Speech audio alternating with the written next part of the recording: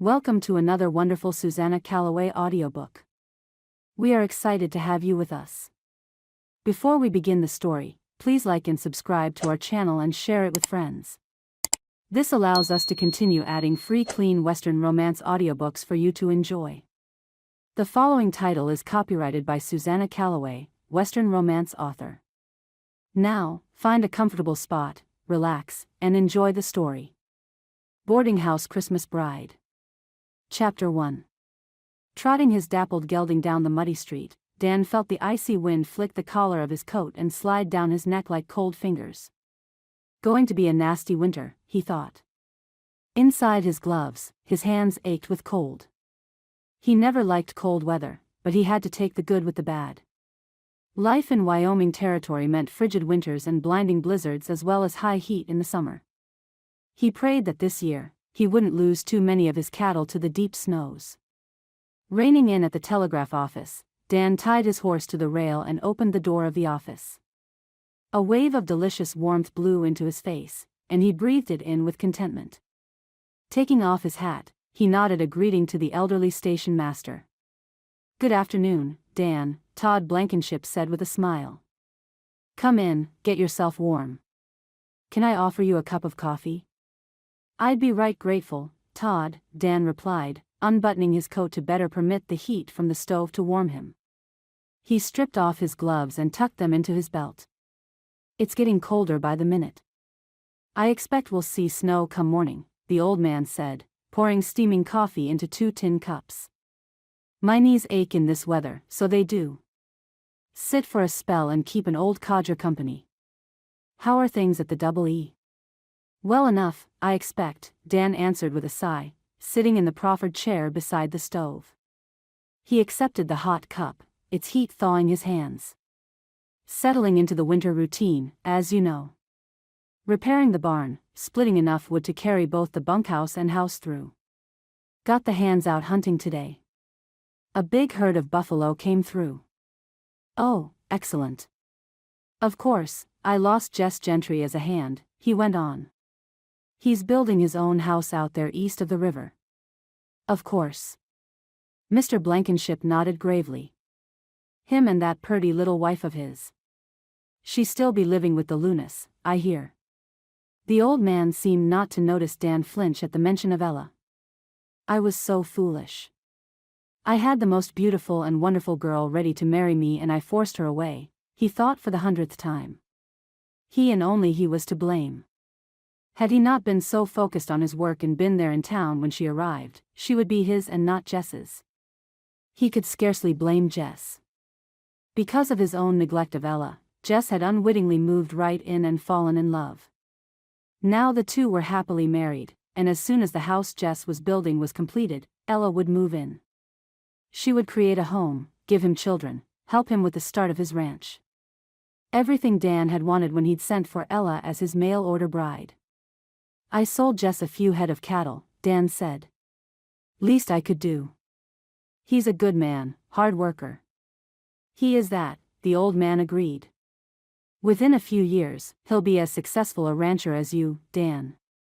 Dan sipped his hot coffee, appreciating the heat as it warmed him from the inside out.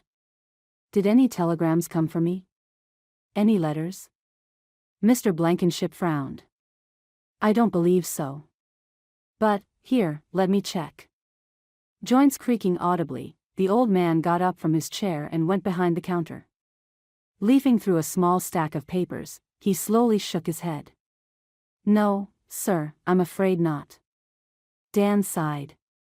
He'd telegraphed the mail-order bride agency a month ago, shortly after Ella and Jess married. He received 2 letters from young ladies, one from Missouri and the other from Ohio. Both informed him of their interest, but he'd received nothing since. Though Dan was 30 years of age, he felt the years rushing past. He was nearly past his prime, and a man in his 30s was almost too old to be starting a family. The press of time weighed on him. He sat with the station master for another hour, listening to the harmless chatter about the residents of Plum River, the local gossips, and the doings in town. Finishing his coffee, Dan stood up. "It's a long ride back to the ranch," he said. "Thank you for the hospitality." Anytime, sir, anytime. And if I receive a telegram for you, I'll send it on to you with the next rider headed out your way." Dan nodded, buttoning his coat and pulling his gloves back on. As he walked toward the door, he noticed a small crowd gathering on the front porch of the station. "Stage must be arriving," he said over his shoulder. Mr. Blankenship peered myopically at his pocket watch. "It be 2 hours early, if so." "No, wait. I think I'm wrong. It is due now." Deciding to wait a few more minutes for the stage and its bags of mail, Dan joined the dozen or so townspeople chatting excitedly about the incoming stage. He tipped his hat to the tall Irish owner of the boarding house, Mrs. Donovan, who offered him a small smile. "Good day to you, Mr. Ellis," she said, holding her heavy, wool shawl tightly around her shoulders. Her bonnet's rim flapped under the stiff, icy wind. "And to you, Mrs. Donovan," he replied. "Perhaps you should warm yourself inside by the stove." She waved her thin hand negligently. "Thank you kindly, sir, but the stage will be here within minutes." As Dan listened, the barking of dogs and brief whinnies of horses announced that the stage had entered the eastern edge of the town. "Are you here to meet someone, Mrs. Donovan?" he asked, noticing the crowd consisted of men in heavy jackets and gloves, necks hunched into high collars. Mrs. Donovan was the only woman. "I, Mr. Ellis," she replied, her eyes on the road where the stage appeared around the bend. "A wee lass spurned by her bridegroom is arriving from up north. As my cleaning maid took off with those miners last month, I sent word to offer her employment along with her room and board." "That was very kind of you, Mrs. Donovan." She sniffed. "I am full to the rafters and can use the help." In her letters, she stated she can cook as well as clean, and so I may use her in the kitchen as well. Horses' hooves smacked through the squelchy mud as they trotted toward the station, their harness jingling in the icy air. Dan politely moved Mrs. Donovan away from the road whereby the splashed mud wouldn't spatter her. She thanked him with a smile, and stood beside him as the driver reined the steaming team to a halt. With his eyes on the mailbags tossed down from the top of the coach, he paid only passing heed as the door swung open. But his attention was caught as he caught sight of the petite woman who emerged dressed in a gown of a pale lavender shade, with a thin brown coat and a straw hat. Her glossy dark hair was braided in a thick cable swung under the wind, and she shivered under the onslaught of the cold. He took time to notice that her pale skin was pulled taut over her high cheekbones, as though she'd been starved. Then he turned his attention to the mailbag as one of the men carried it into the station. He followed him inside. Chapter 2. Mrs. Donovan. Jenny Lind clutched her tattered coat closer to her, feeling the cold wind bite deep into her bones. While the stage was hardly warmer, it did have covers over the windows to keep out the wind, and there had been 3 cowboys, a banker's clerk and a miner to warm the interior. "Miss Lind, my dear child, you'll catch your death. Where are your bags?" Jenny turned, gazing up at the driver, who tossed leather satchels, saddlebags, and carpetbags down indiscriminately. "Just one." It landed almost at her feet. Picking it up, she felt Mrs. Donovan slide her arm through hers. "Come, lass. Fortunately, my boarding house isn't far, and I left a pot of tea on the stove. You're going to need it, I'm thinking." "That sounds wonderful." Trying to control her chattering teeth, Jenny let Mrs. Donovan guide her down the wooden walkway. Despite the weather, people rode, walked or drove carriages or wagons down the mud-filled street, hurrying about their business so they might return to home and a warm fire. They passed the bank, Luna's Mercantile, and a livery stable while faint piano music emerged from the saloon down the street. Jenny suspected she narrowly escaped the fate of many single women in the vast West, a painted lady working in a tavern. "Thank you for taking me in," she said, her jaws tight with keeping her teeth from chattering. "Lass, don't thank me yet. You will work hard, I'm thinking." Jenny surprised herself by laughing. She hadn't felt like laughing in a long time. "You offer me a bed, food, and the opportunity to earn my keep. Without it..." She broke off, not wanting to think about the bleak future in store for her. When James callously informed her that his asking her to come west and marry him was a mistake, and that he planned to marry the well-off and well-endowed widow of the deceased banker. Jenny panicked.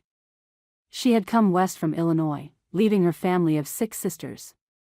There were not enough eligible, marriageable bachelors in her hometown to go around. Her father looked upon her becoming a mail-order bride as a miracle from God. "Lass," Mrs. Donovan said, "I can offer you a wage of 75 cents a week." "Please, Mrs. Donovan," Jenny said hastily. "That is plenty. I will work hard for you, I promise." "I know you will, child. Here we are." The tall landlady opened the white-painted door to a bulky 4-story house with balconies at every level. Heavenly warmth came from the interior. Jenny gazed around in awe at the wide entryway with its huge chandelier, cherrywood sideboard and richly appointed armchairs. Mrs. Donovan gazed around with her. "My deceased husband's legacy," she said. "Come. Wipe your feet and leave your coat on the rack. The kitchen is this way." An hour later, warmed through and through between the hot tea and the hot stove, Jenny felt renewed. Mrs. Donovan showed her to her room, a small chamber at the end of the hall on the top floor. She didn't mind that it was the least attractive rentable room in the house. It was a roof over her head, a warm bed to sleep in, and food in her stomach. As she unpacked her clothes and few belongings, Mrs. Donovan spoke from the door. "You'll rise an hour before dawn," she explained, "and help me with breakfast for the boarders. I have 8 at present. After breakfast, you'll clean the drawing room, the entryway, and then help me with lunch. In the afternoons, you will clean the rooms, then help me with supper. After, you'll have the rest of the evening to yourself. I have a library should you wish to read. You may have Sundays off. Do you have any questions?" "No, ma'am," Jenny replied, setting her Bible on the small table beside her bed. "I can start with supper tonight, if you wish." Mrs. Donovan smiled, her hands folded at her waist. "Nay, lass. In a few hours you can eat in the kitchen, then get your rest. You will begin tomorrow." As Mrs. Donovan closed the door behind her and walked down the hall, Jenny sat on the narrow bed covered in thick quilts. Outside the small window, the afternoon had waned toward dusk, and a light snow fell, pattering against the glass. "Thank you, Lord," she murmured, gazing around at the tiny room. "I'm starting to feel hope." Chapter 3. Unable to go much faster than a walk through the snow, Dan led his ranch hands into the hills above the ranch. While he wanted to lope or at least trot, he well knew that doing so would wear his horses down quickly. The heavy wet snow that had fallen in recent days had trapped cattle on the ridge, and he had to get them down before they froze. He and his men would herd them toward the shelter of the bluff, where the wicked winds wouldn't blow their body heat away with its clutching fingers. Under the line of protective hills, the cattle could be fed hay brought to them on flat, horse-drawn sleds. When the snow melted, they would dine on the wet stalks of yellow grass that permeated the area. If they wandered back to the hills, Dan and his hands would then find and bring them below when the snow grew too deep to graze. "I see them, Mr. Ellis," exclaimed Jed, one of the older hands that had been with Dan from the beginning. Dan felt bad that he let go all the younger hands at summer's end, keeping with him the 3 old fellows who had nowhere else to go. Yes, they worked hard even through the winter months and earned their wages, but he hated bringing them out on days like this. Their frail constitutions didn't handle the cold wind as well as in their youth. On this day, however, finding the cattle early meant getting home before darkness fell. As the 4 of them whistled and yelled, slapping ropes to thighs, herding the 200-plus cows and heifers down through the snow, Dan had plenty of time to think on his mistakes. Had he been less preoccupied with getting his cows to Denver last fall, Ella would be married to him now. With the full flux of winter coming on, he doubted any mail-order bride would venture west. Another long winter alone. He thought back to the other day. While in town with Jed to buy sacks of coffee, beans, sugar, salt, and flour, he had seen Ella. She still worked for Curtis Luna at his mercantile store while Jess was busy building a house for her, and their eyes met across the room. His heart sank at the happiness he saw in her lustrous blue eyes. He might have borne her marriage better if he had seen unhappiness there, but then he scolded himself for such thoughts. She deserves happiness. They both do. Do I? He couldn't fault her for being happy. He had his chance at being the one to bring her that happiness, and he'd failed. As he clucked to his horse and turned a straggler back to the herd, he recognized how little he knew of women. Growing up with no mother and no sisters, under a strict widowed father, Dan never spent much time around the fairer sex. He treated Ella as he might a young hand, leaving her to care for herself in town. He'd even left her to care for herself when the buffalo stampeded. But Jess had known. Jess had cared for her when he wouldn't. I'll do better next time.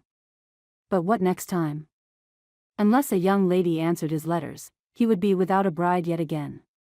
Looping out his lariat, he swung the rope and caught a yearling calf before it decamped very far back into the hills, and dragged it, bawling and fighting, behind his gelding. He loosed it as he trotted into the herd, the cattle walking and nodding their heads as they marched toward the bluff. They turned their heads, absently watching the rescued calf scamper into their midst. Lord, send me a bride. Chapter 4. Jenny never thought she could be so tired and still live. While Mrs. Donovan was kind, she was also demanding. The 8 boarders kept her busy throughout the day, feeding them, listening to their complaints, fixing those complaints and finding yet more. Jenny was run ragged with the cooking, cleaning, fetching firewood, running errands, setting the table, clearing the table, tending the stove and the hearth, and offering warming pans to the guests for their beds on the long cold winter nights. On her Sundays off, Jenny ate her breakfast, then went back to bed and napped until well after lunch. If the afternoons weren't too cold, she found herself walking through town greeting with smiles the few people she'd met. She liked the folks who ran the mercantile, Curtis Luna and his wife Roxy, but as they were closed on Sundays, she wasn't able to drop by to chat. So, with her bonnet tied under her chin and her short cape keeping the chill wind off her back, Jenny strolled along the wooden walk, gazing into storefronts and daydreaming. "Excuse me, miss." Startled, Jenny stopped and glanced up. A stocky man in a black cowboy hat, dark corduroy coat and muddy boots gazed down at her, his lips half smiling through a short beard. Only then she realized she had all but tripped over his feet as she walked, not looking where she was going. "I'm so sorry," she gasped, feeling heat rise to her face. I wasn't paying much attention. "I'm so sorry." Offering him a quick curtsy, Jenny hurried around him, knowing her blush made her face beet red. She never could blush prettily like her sisters. Their skin turned a nice shade of pink, while hers always lit up like a stormy sunrise. "No problem at all," the man said, turning as she passed him. "I say, have we met before?" Jenny hesitated, trying to hide her face in her bonnet. I don't think so."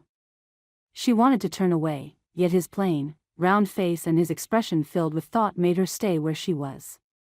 "You just arrived by the stage," he said, his brown eyes lightening. "Are you staying with Mrs. Donovan?" "Why, yes, sir," she stammered, worried. "But how do you know that?" "I was at the station when you arrived." He put his hand out. "I'm Dan Ellison." Tentative, Jenny took his hand. "Jenny Lind. Pleased to make your acquaintance." "Likewise, Miss Lind. May I escort you somewhere?" She pulled back from him, clutching her braid in both hands. No. I'm just out walking." "Thank you." Turning, she hurried down the street, wishing she faced the other way. The safety of the boarding house lay behind her, not in front of her. While she suspected this Dan Ellison fellow was harmless, merely a proper gentleman seeking to assist a lady, she feared men. Not in a physical way, perhaps, but in a general way. After James's cruel words, Jenny knew she could never trust another man. She wasn't about to make that mistake again. Chapter 5. Intrigued, Dan watched the girl's back as she hustled down the street. Half his size, she stood less than 5 feet nothing, and he suspected his hands could meet if they clasped her waist. Her tiny elfin face and deep dimples were hardly a match for Ella's sleek blonde good looks, yet her deep brown eyes, Dan had to admit to himself should he gaze too long into them, he might yet drown. He shook himself, blinking. What am I thinking? He recognized the hurt in her, her fear of men, the way she bolted like a shy deer. What am I thinking? He asked himself for the second time. Yes, she was a seemingly nice girl running from a bad situation. What interest do I have in her? None. Watching her turn the corner down the block, Dan shook his head. I need a wife, not a heartache, he told himself. A girl like that had trouble written on her forehead. No doubt, Mrs. Donovan had her hands full. Walking toward his horse tied to the rail in front of the telegraph station, he'd ridden to town once again for any letters or messages from prospective brides. Old Mr. Blankenship had changed from welcoming to testy over the last few weeks, and curtly informed Dan that no messages awaited him. Again. Nor was he pleased to be disturbed from his Sunday rest to open up for Dan's inquiry. His mind still on the long-vanished Jenny Lind, Dan ran smack into Jess and Ella before he knew they were there. He swept his hat from his head instantly. Ella, he said. Jess. Good afternoon. Ella took his hands in hers, offered her cheek for his kiss. It's so good to see you, Dan. How are you? He pulled his hand from hers and shook Jess's hand, offering Ella a warm smile. I'm well, Ella. You? How goes the house building? It'll be complete by Christmas, Jess said. He glanced at his wife. You tell him. Dan glanced from one to the other. Tell me what? We want you with us to celebrate the season, Dan, Ella said. It will be our first holiday in our new home. Say you'll come for Christmas Day. We don't want to see you alone on the holiest of days. Warmth filled his heart, along with no little jealousy. And pain. Why thank you, Ella. That's mighty nice of you. I'd love to come. Impulsively, she embraced him. Great, Dan. She suddenly gazed up into his face, holding his arms in her hands. I saw you talking to young Jenny, she whispered, her tone conspiratorial. She's a very nice girl, you know. Well, I think. Jess slapped him on the back. Mrs. Donovan really likes her, he said. Come, Ella. Roxy will be mad if we're late. Bye, Dan, Ella said, waving over her shoulder as Jess led her up the street. Dan stared after them, baffled. Mrs. Donovan really likes her. Of all the odd comments to come from Jess's mouth, that was the clincher. What the tarnation did he mean by that? Scratching his head before replacing his hat, Dan continued down the street toward his horse. He wanted to be home before darkness fell. Chapter 6. She liked his eyes. No matter how often she tried to turn her mind away from that afternoon, the vision of Dan Ellison's eyes brought her back. Kind eyes. Soft eyes. Jenny snorted softly and returned to the book she borrowed from Mrs. Donovan's library. She sat against her headboard, gowned for bed in her nightdress, listening to the wind howl outside the eaves. His eyes haunted her. Calling herself 100 kinds of fool, she knew she could never trust him. No doubt, should she give him the chance, he'd woo her, charm her, ask her to marry him, then dump her in the gutter. Just like James had. Though she knew it for a sin, she hoped James would treat his wealthy conniving widow the same way. She probably deserved it, just as he deserved his place in torment for what he did. At once, she begged God's forgiveness for such thoughts, and vowed to never think in such a way again. Jenny tried once more to read, but of course she'd selected a novel that told the tale of young people in love. She shut the book and climbed out of bed. Pacing, restless, she went to the window to stare out at the snow-driven darkness. It was cold outside her bed, but the stove's cast-iron pipe went through her room and offered much-needed heat. Guests may not prefer her room, but Jenny thought it the best in the house. The next morning, Jenny asked Mrs. Donovan, "What do you know of a man named Dan Ellison?" Jenny cut potatoes into a hot frying pan, the sizzling oil spitting as the moist slices struck the cast iron. Mrs. Donovan straightened from the oven where she put dough on pans for baking biscuits. "How do you know that name?" "I met him yesterday while walking." Jenny glanced over as Mrs. Donovan remained silent, staring at her. What's wrong? Nothing, lass. He's a rancher. A decent enough man. Her landlady returned to her chores. He was to marry Ella Bennett, but he was not as dutiful as he should be. She married Jess Gentry. Is he a bad man? Nonsense, child. He is as decent and good-hearted as they come. He merely puts his work first before anything else. Oh. No room in his life for a wife. Jenny shrugged. Good thing I'm not in the market for a husband. Can't trust any of them. Chapter 7. He couldn't get the image of her out of his head. Petite.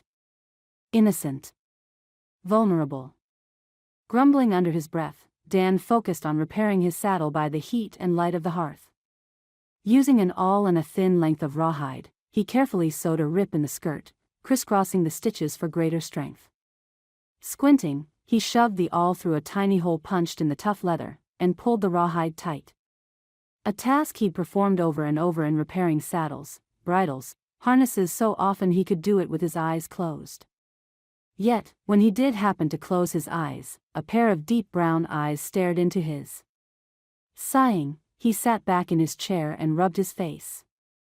Though he listened to the Plum River's rumor mill and gossip only as a means of staying in touch with the community, he'd heard the talk of how Ginny Lind came west as a mail-order bride, only to be jilted by her husband-to-be. No doubt, the girl felt hurt, humiliated, and above all, very much alone. Funny. I feel rather the same way. The next day was Sunday. With the weather remaining fair those few days, and having little to do save make repairs, he felt another ride into town might prove beneficial. He could perhaps drop by the boarding house and ask Miss Lind to walk with him. If she was as lonely as he suspected her to be, and as he was, they might become friends. At the very least, he'd stop brooding over Ella and Jess. Turning back to his work, he started whistling. Chapter 8. A sharp rap at the door woke her. Jenny, Mrs. Donovan's Irish brogue announced. You have a visitor. A what? Jenny sprang from her bed where she lay napping, hastily buttoning up the front of her dress and smoothing her hair. Taking a quick peek in the clouded mirror over the washstand, she decided she didn't look as though she'd spent her Sunday morning being lazy. She opened the door as Mrs. Donovan spoke again. The tall landlady studied her as though she, too, wondered if Jenny looked presentable. Mr. Ellis is in the drawing room, she said. He would like to escort you out. Jenny froze, her jaw slack. He what? Mrs. Donovan smiled at her astonishment. She tucked a tendril of Jenny's hair, loose from its braid, behind her ear. I understand if you are not yet ready for the company of men, Jenny. What your fiancé did was unpardonable. I do wish to say, however, that Mr. Ellis is a gentleman, and should you walk with him, your reputation will not be tarnished. Well, Mrs. Donovan arched a slim brow. Are you presently occupied? She shook her head, smiling a little. Would you be so kind as to inform Mr. Ellis that I will be down in a few minutes? I would be delighted to, child. Jenny found Mr. Ellis standing in the drawing room, admiring a painting on the wall. He visibly jumped when he saw her, as though she caught him in a criminal act. His dark eyes flitted from her to the room, then finally settled on his hat in his hand. For some reason, his evident vulnerability and sudden shyness made her feel better. Her nervousness quieted as she walked into the room. Mr. Ellis. She offered him her hand. You are kind to offer to walk me through town. Yes, well, he stammered, I thought perhaps, with the weather being mild and all, we could, I reckon, stroll together. That sounds lovely. While still chilly, the air outside was still, and the sun shone brightly as Mr. Ellis walked at her side down the street. Not knowing how to start a conversation with this stranger, Jenny's nervousness returned, and her throat felt tight. What do I say? Are you from here, Mr. Ellis? She finally ventured when the uncomfortable silence continued. He cleared his throat. Ah, yes, ma'am. My father came west with his wife and a few head of cattle before Wyoming was a territory. My mother died young. My father and I built the Double E together. Then more and more people moved out here for the good water and grazing. About then, Plum River sprang up. Where is your father now? He passed on a few years ago, Mr. Ellis replied. He was breaking a young colt, and it threw him. He struck his head, died soon after. I'm so sorry for your loss. He smiled. He didn't suffer. What about you? Where do you hail from? A small town in Illinois. I'm the youngest of 6 sisters. Jenny half laughed. My father never got over the fact that none of us were sons. As they walked, Jenny's nervousness dissipated. Mr. Ellis proved pleasant and comfortable to be with. He smiled often, laughed almost as frequently, and his plain, round face became handsome when he did. She managed to forget, for a time, that men were not to be trusted. Do you ride, Miss Lind? He asked as he escorted her back toward the boarding house. I love to ride, she said. But I don't have a horse. If you consent to ride with me, I can bring one for you. I have a barn full of horses that need exercise. He glanced up at the sun as it sank toward the distant Tetons. May I have the pleasure of your company again next Sunday? Jenny nodded. I would be honored. If the weather is nice, perhaps Mrs. Donovan would allow me to prepare a picnic. Chapter 9. Mrs. Donovan not only packed them a picnic lunch herself the following Sunday, she declared that Jenny could have an hour off in the afternoon on Saturdays, Tuesdays, and Thursdays. Dan couldn't help but wonder if the Irish landlady gave Jenny the extra time off to encourage their friendship by allowing them more time to see each other. Dan wasn't about to complain, however. After that first afternoon of strolling through town, he discovered Jenny to be a thoroughly nice young lady. Sweet, kind, intelligent, and with a dry sense of humor he didn't realize girls might have. Once upon a time, he thought Ella to be the most beautiful girl he'd ever seen. But now, Jenny's small pixie face and huge dark eyes made him rethink that notion. Jenny was beyond beautiful as far as he was concerned. As though smiling upon them, the sun shone bright and warm without a hint of a chilling breeze. Dan knew such weather couldn't last, but he would make the best of it while it did. He helped Jenny to mount the pinto gelding he brought for her, a sturdy, well-broken horse he knew would take care of her. Until he knew more about her riding skills, he wanted her on the quietest, most sensible horse he owned. Jenny ran her gloved hand over the pinto's neck as Dan swung into his saddle. He's beautiful. Does he have a name? The hands like calling him Lucky, he answered. Don't know why. Perhaps because those who get to ride him are lucky. Too worried about her falling off the pinto, despite the gelding's innate good sense, Dan didn't rise to her mild joking. As they rode through town and headed toward the river, he watched Jenny constantly, gauging her abilities.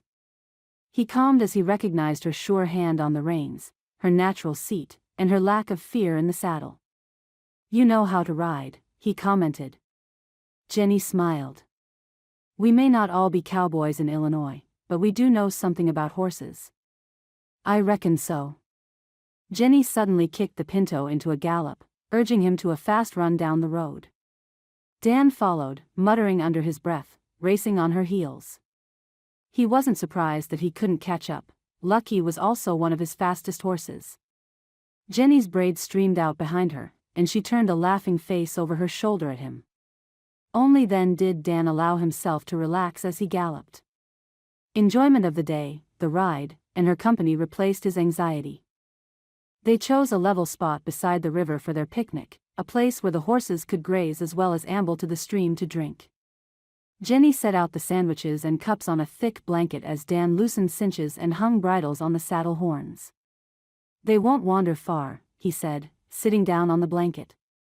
He accepted a chicken sandwich and a tin cup of water from her. He took a big bite. This is delicious, he said around the bread and meat. Only then did he recognize the bad manners in talking with his mouth full. Thank you. Jenny settled her skirts under her and gracefully knelt on the blanket. You made it? Of course. Although, I had to nearly fight Mrs. Donovan for the privilege. Why are you surprised? My mother taught all of us girls to cook. Dan shrugged, taking another bite. I honestly don't know much about women. Jenny nibbled on her own sandwich, delicately dabbing the corner of her mouth. I don't know much about men. What I do know isn't, well, good. He thought carefully before he spoke. I did hear that your fiancé, jilted you. I guess it's no surprise that the townspeople are talking about me, she admitted. I'd talk about me, too. A single woman fleeing a bad relationship, humiliated, despised. I don't despise you. She half smiled. Perhaps not. But some in town do. They believe the only honorable thing for me to do would be to go home. Live with my parents as an old spinster. Dan scoffed. Anyone who claims that is a fool. For a long moment, Jenny ate her lunch in small bites, staring down into her lap. He feared he made her uncomfortable with his vehemence, but he spoke the truth. She shouldn't be forced to shoulder the blame for her fiancé's rejection. It was his fault, not hers. Would you care to tell me about it? He asked at last. Jenny hesitated, and for an instant Dan thought he'd said the wrong thing. While Ella didn't exactly jilt him, and it was his own fault she fell in love and married Jess, he felt sensitive about it. He wasn't sure he was ready to share his feelings about Ella just yet.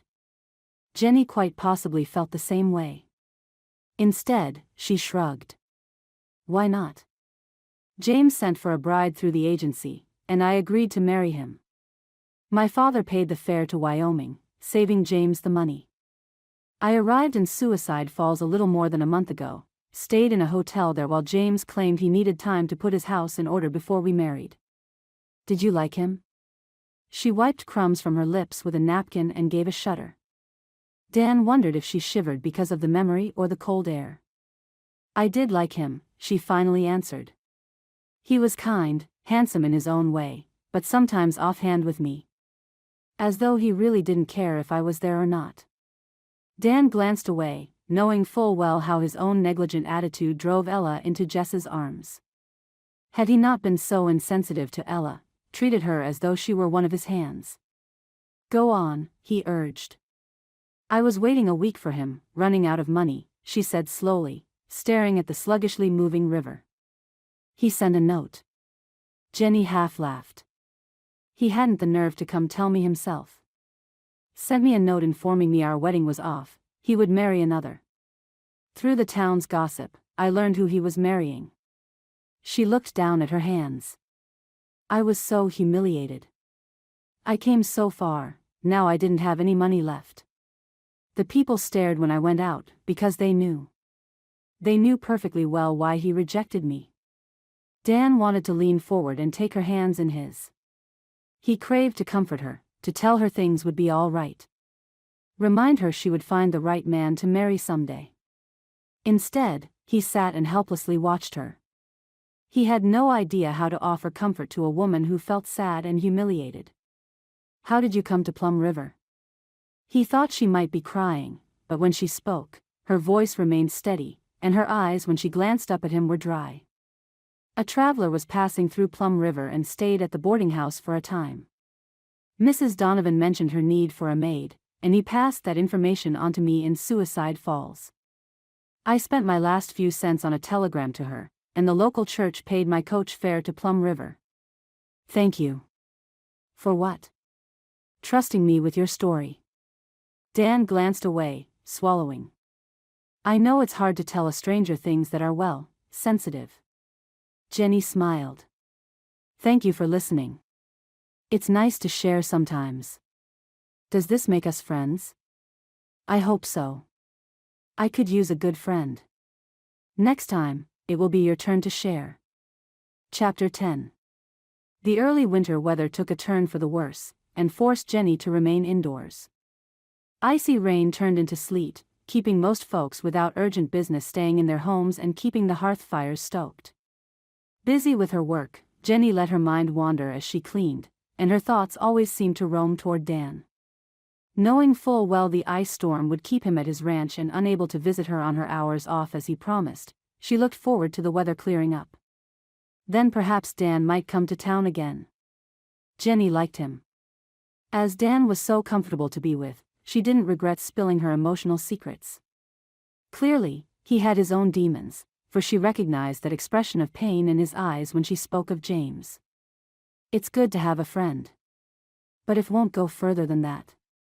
I can never trust a man to not hurt me. Mrs. Donovan sat with a few of the guests in the drawing room, offering them tea and biscuits as Jenny brought in wood for the fire and piled it neatly in the box beside the hearth. "Your maid is such a pretty little thing," said the plump wife of a traveling magistrate.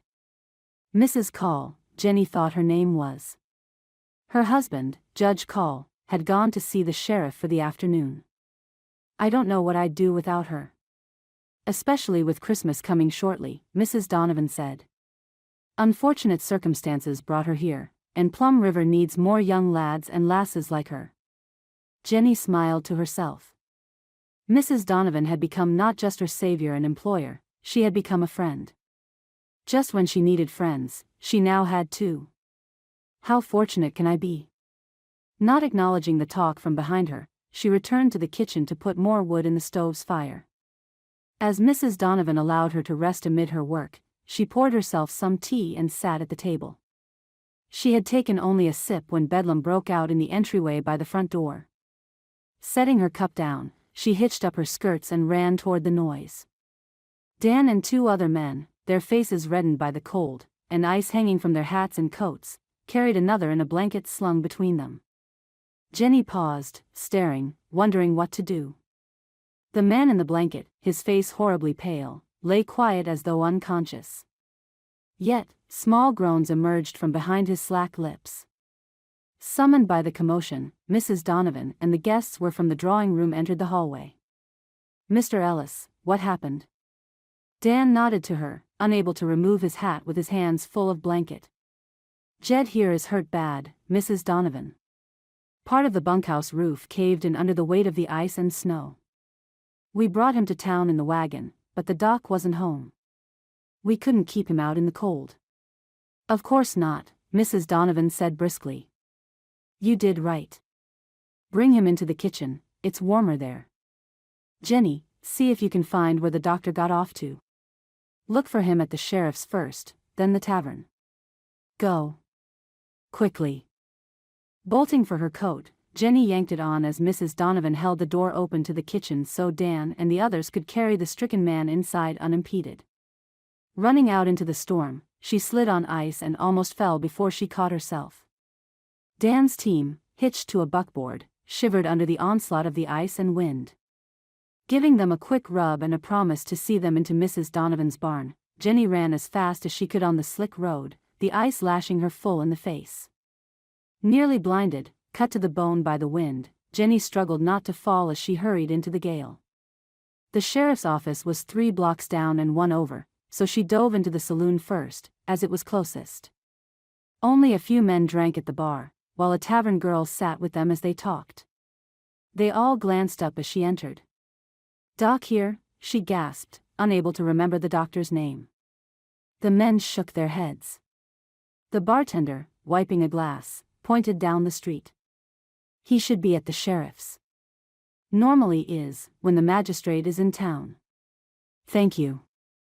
Dashing out into the howling wind and ice, Jenny slipped and slid her way down the street, hanging on to wooden pillars that held the roofs of the buildings.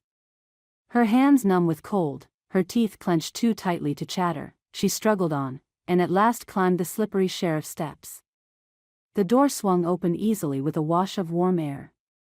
Inside, Jenny stuck her hands under her armpits, glancing around as 3 men emerged from a side room, their faces curious. She recognized both the magistrate and the doctor. "Please come," she said, almost unable to talk through her shivering. "A man's hurt." Hurry." "At Mrs. Donovan's?" The doctor, a short balding man, walked toward her. She nodded. "Very well, I'll get my bag and come straight away." Turning, Jenny plunged back into the storm, this time pushed by the wind's force from behind. Several times she almost fell, but she struggled on until she reached the boarding house. Someone had taken the team into the barn, for the buckboard remained outside without the horses. A black horse pulling a buggy emerged from the storm, both the doctor and Judge Call inside. "Child, "Take my horse to the barn," the magistrate called. While she wanted desperately to be inside, she did work for Mrs. Donovan, and the magistrate was a guest. She held the horse's bridle, shivering uncontrollably, as they climbed down from the buggy and hurried through the doors. Leading the horse around the corner, she gratefully discovered the wide barn doors were still open. Hurrying the horse, still hitched to the buggy, inside, she abandoned the horse long enough to swing them shut. One of Dan's hands, an elderly man with bowed legs, emerged from a stall. He tipped his ice-covered hat to her, his grizzled face pinched with the cold.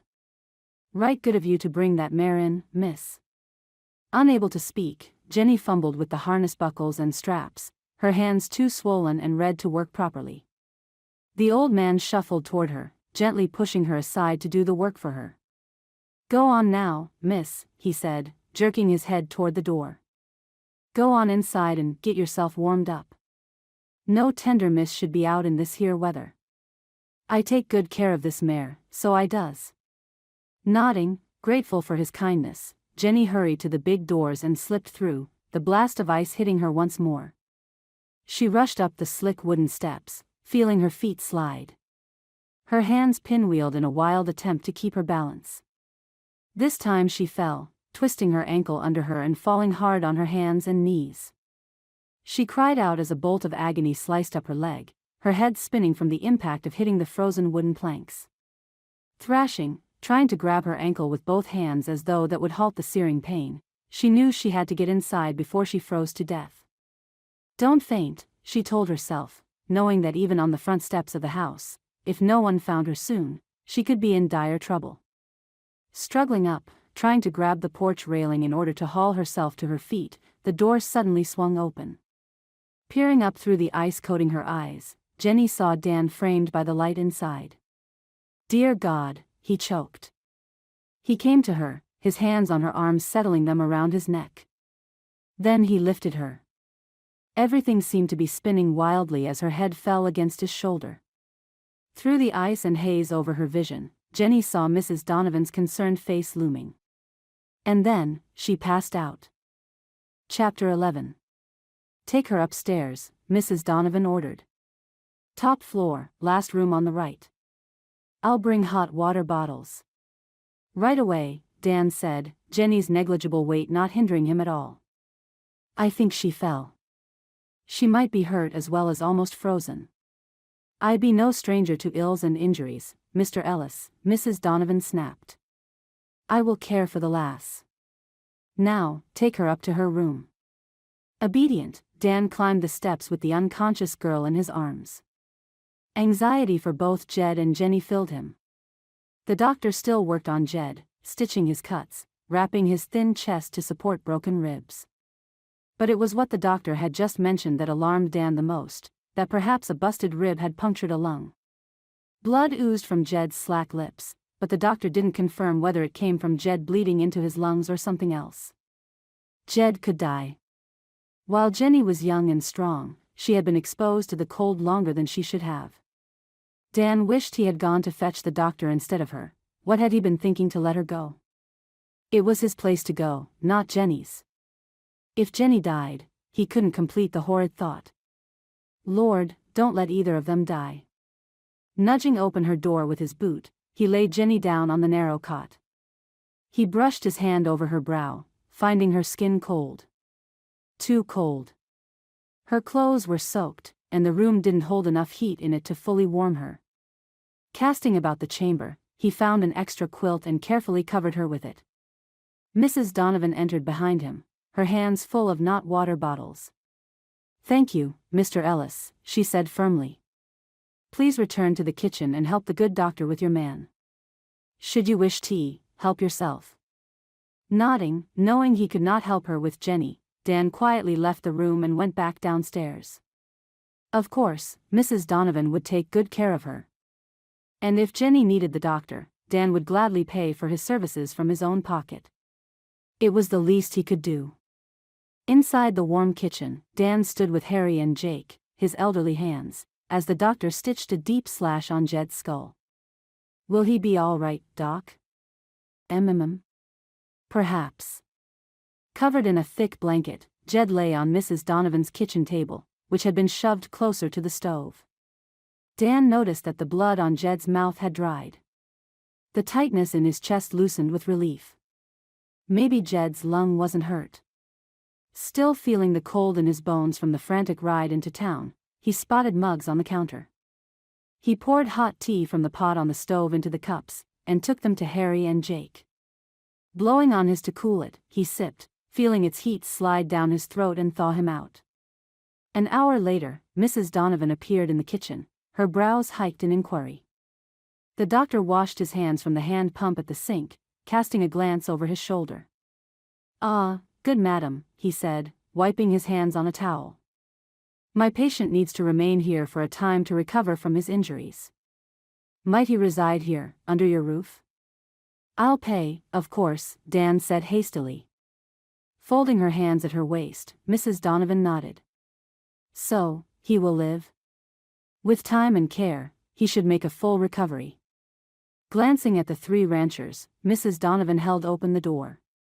"I have a vacant room next to Jenny's. You may take him up there, Mr. Ellis. I can more easily look after them both with their rooms side by side." "And Miss Lind?" "She's fine. A twisted ankle which will soon mend. Now, I will need my table to give it a good cleaning. I need to begin preparations for supper."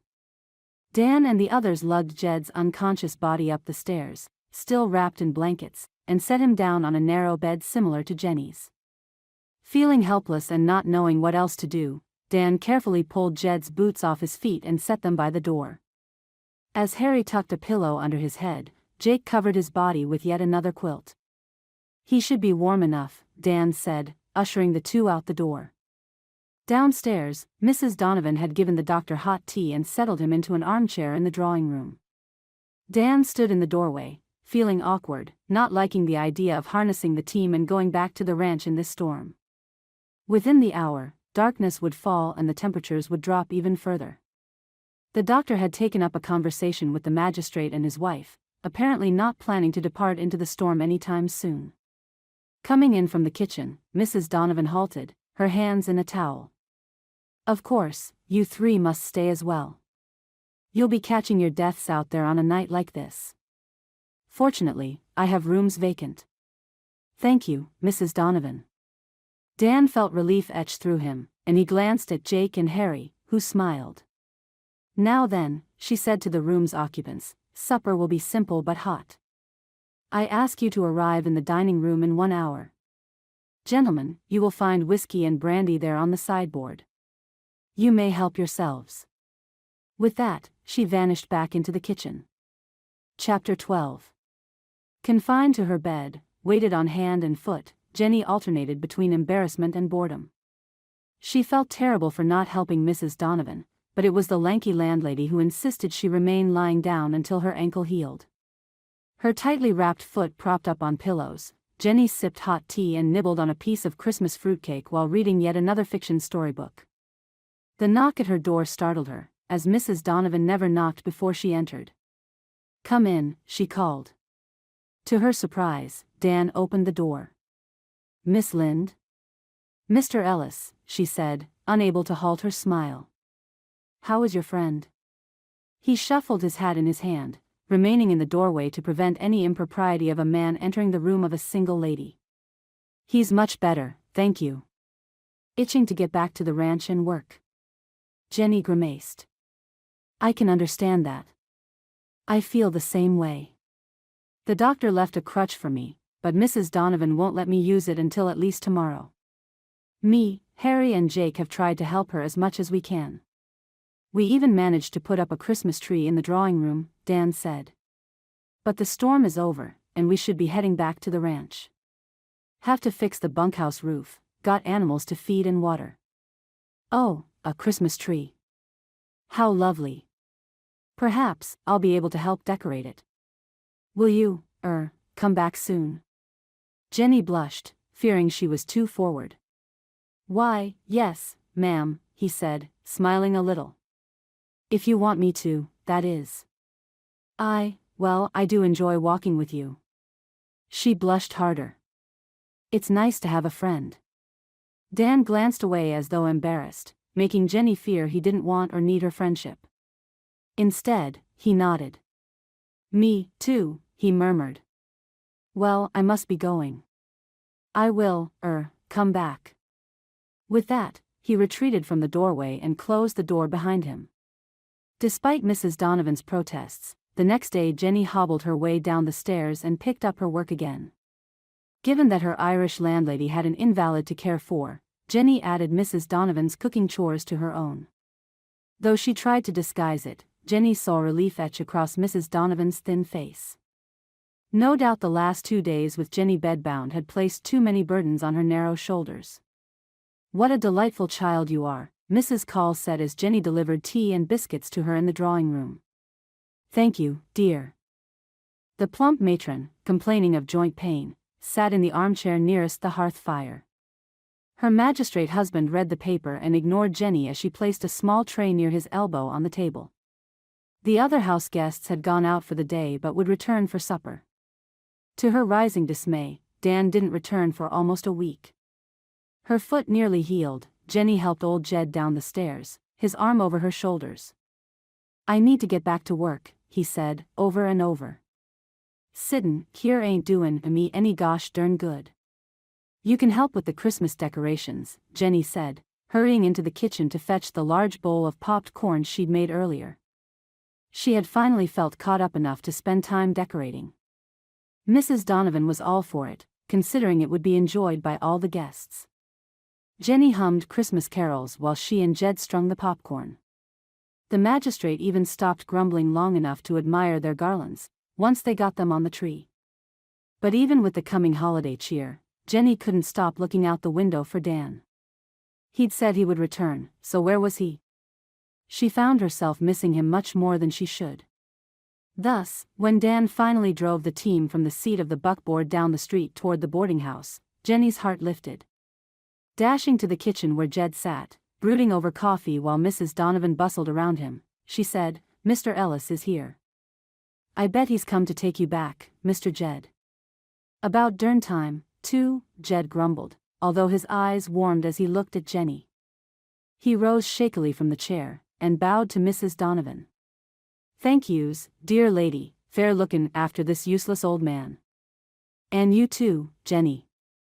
I enjoyed it, Jenny replied honestly. Mrs. Donovan smiled. Be well, Jed. Dan entered the house, taking off his hat, as Jenny escorted Jed to him. Good to see you on your feet, Jed. Miss Lind, you're looking well, too. Now, I ain't listen to none o' your preachin', Dan, Jed grumbled. Just no I ain't. Dan's brows rose. Did I say anything? To Jenny, he asked, his voice plaintive. Did I say anything? Jenny giggled. Now, you can wait here another spell while I take Miss Lind here down the street a ways. Let me get my coat and bonnet, Jenny responded, her pulse increasing with excitement. With Mrs. Donovan's blessing, coat and bonnet in place, Jenny joined Dan on the porch. As Dan escorted Jenny down the wooden walk, nodding and smiling to others, he said, You know, I've really missed you. She flushed, well pleased. Did you? He smiled down at her. I like being with you, miss. May I call you Jenny? Of course, Dan. All this week I couldn't stop thinking of you, he said, his tone low, thoughtful. You do something for me. He tapped his chest. Here. Jenny sucked in her breath. What do you mean? He stopped walking, forcing her to pause with him. His brown eyes earnest, he took her right hand in both of his. I mean, well, I'm falling in love with you. Jenny's throat tightened with panic. She liked Dan, she did. But hearing him declare possible love? That was another thing entirely. She pulled her hand from his grip. I'm not sure. I don't think. I'm not ready for that. Clear disappointment crossed his face, and he pressed his lips together. I apologize for my haste, Jenny. I just wanted you to know how I felt. I had hoped, he paused to glance around for eavesdroppers. I hoped you might feel the same way about me. She half turned from him, her emotions in turmoil. I do like you, Dan. Please understand that I have difficulty trusting. I want you for my friend. I do. I don't know if I can ever love. I see. Dan's voice was thin. She was hurting him, and it pained her. I'm sorry. She turned away, unable to meet his gaze. This is not what I wanted. I like things the way they are. I see. He took a long, deep breath. I won't trouble you any longer. Chapter 13. Jed carefully maneuvered himself onto the high seat of the buckboard.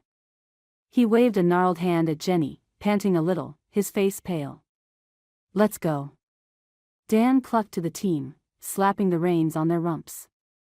He refused to watch Jenny walk through the door and close it behind her. His throat had shut down tight. His chest ached. I tried so hard. I gave her my time, my attention, my heart. And it wasn't enough. Give dat gal time, Dan. Turning the team around in the middle of the street, Dan glanced at old Jed. Time for what? To figure out her own heart. I'm sure she knows it quite well, thank you. No, she be young and tryin' to find her place in this here world. What do you know? Dan tried to scoff. Plenty. Jed gazed forward between the horse's ears, his lips smiling gently. Yous forget how well I know ya, youngster. That child back there loves ya. She just don't know it yet. Dan shook his head. If she don't know it, how do you? Her eyes, son. Her eyes when she looks at ya. And she never did stop yapping on about ya all week long. You're not right in the head, old man. More'n ya are, it would seem. Dan encouraged the team into a brisk trot toward the road out of town, and he hoped Jenny would find the love she wanted someday. He didn't think he could see her again without his heart shattering into pieces. Mr. Ellis. Mr. Ellis. Turning his head in surprise, he found the old station master waving at him wildly from the porch of the telegraph office. Whoa, boys, he murmured. Whoa, there. He pulled on the reins, bringing the team to an abrupt stop. Old Mr. Blankenship tottered down the steps, a piece of paper in his hand. Good thing I saw you passing by, he panted, hurrying to the side of the wagon. Else I'd have sent this along with someone headed out your way. What is it? Dan asked. A telegram. Mr. Blankenship scowled slightly. Probably the one you've been waiting weeks for, and pestering me about. A reply from a mail-order bride? Staring at it, Dan didn't want to unfold the paper. He didn't want to marry a stranger off the stagecoach or train. He no longer cared about a wife, children, or passing on his ranch as a legacy. All he wanted was Jenny. But she didn't want him. Thank you, he said to the station master. Much obliged. Shoving the telegram into the pocket of his coat, Dan clucked once more to the team. As they broke into a quick trot, leaving Mr. Blankenship to stare after them, Jed asked, Ain't you goin' to read it? Nope. Maybe you should. Maybe you should mind your own business.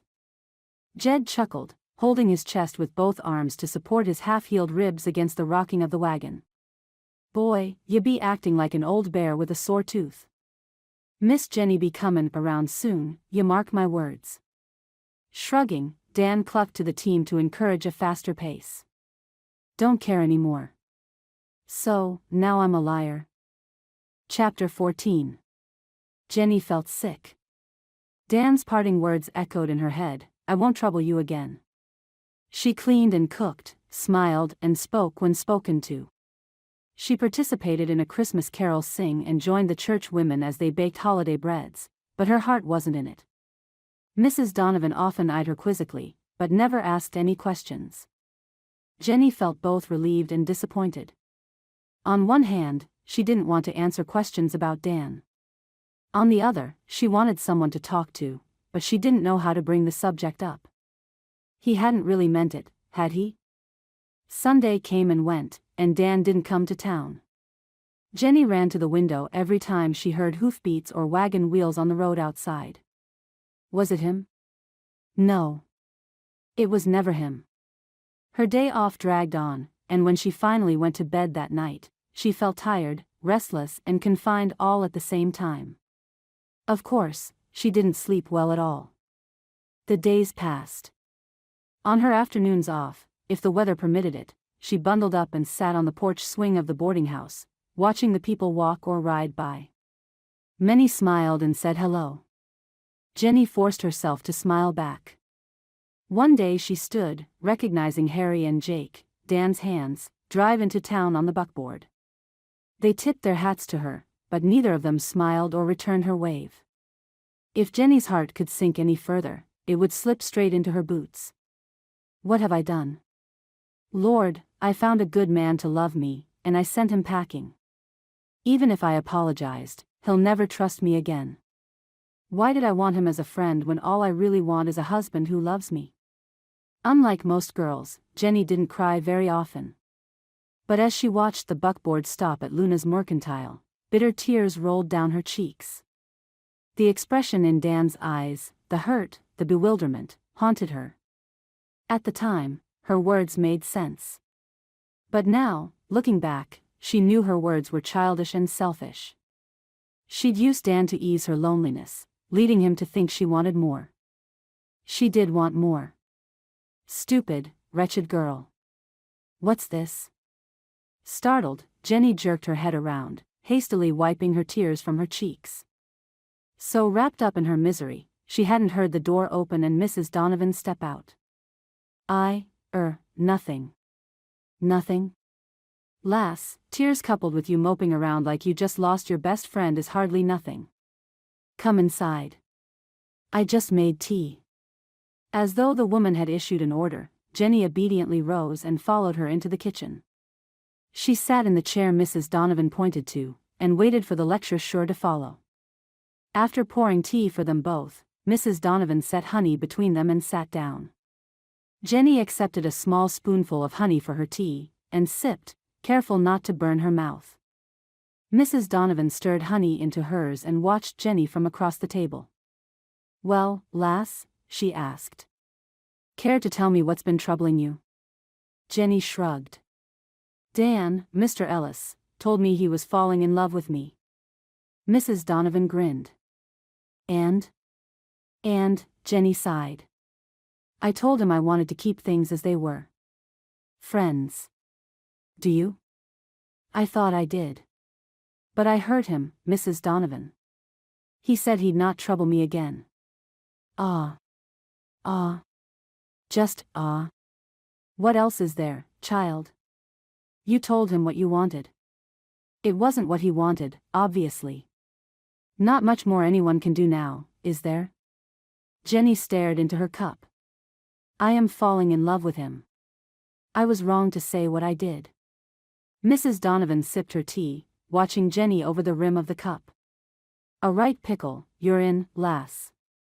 So what are you going to do about it? I don't know.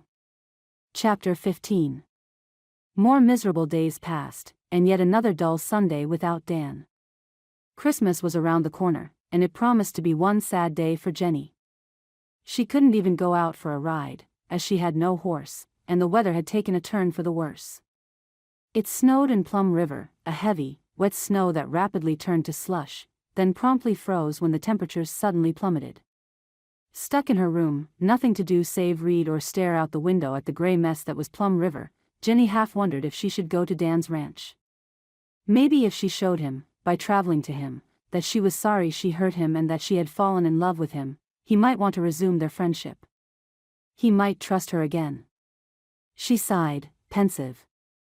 Unless she wanted to walk the long miles in the cold winter, she had no way to get there.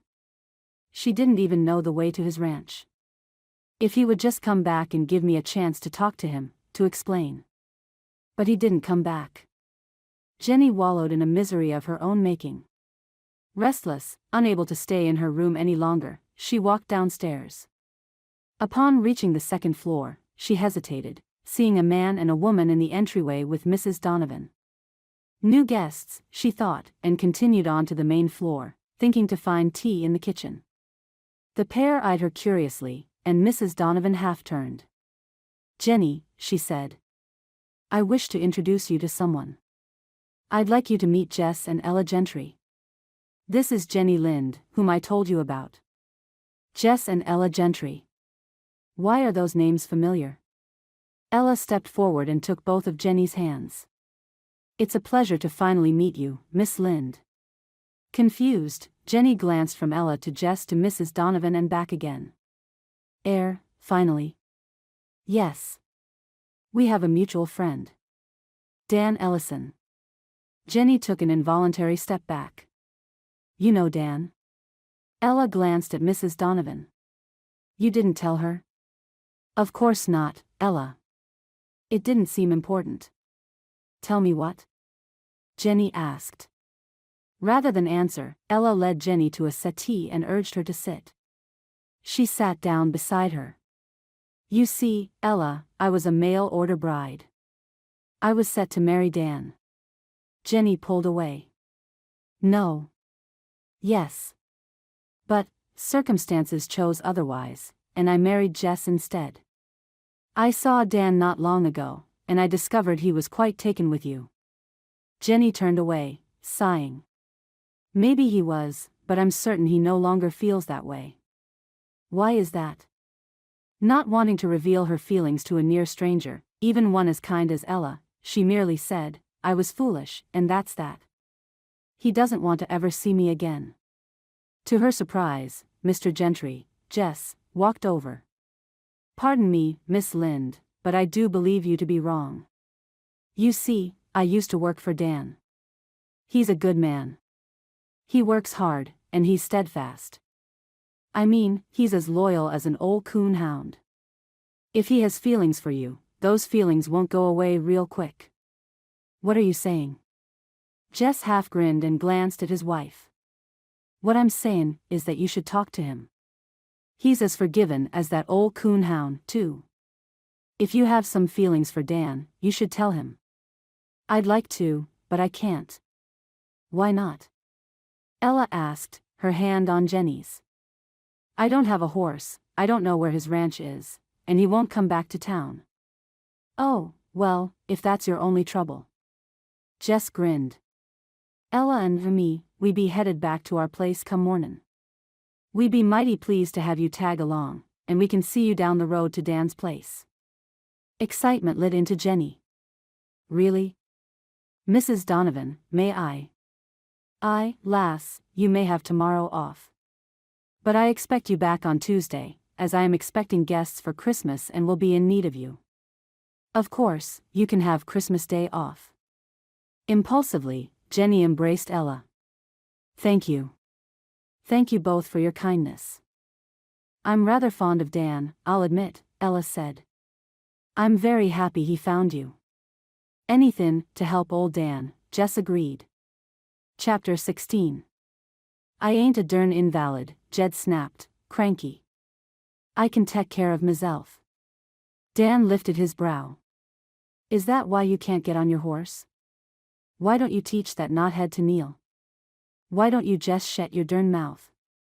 Dan lifted his hands in surrender and backed away, unwilling to test Jed's temper further with more offers of help.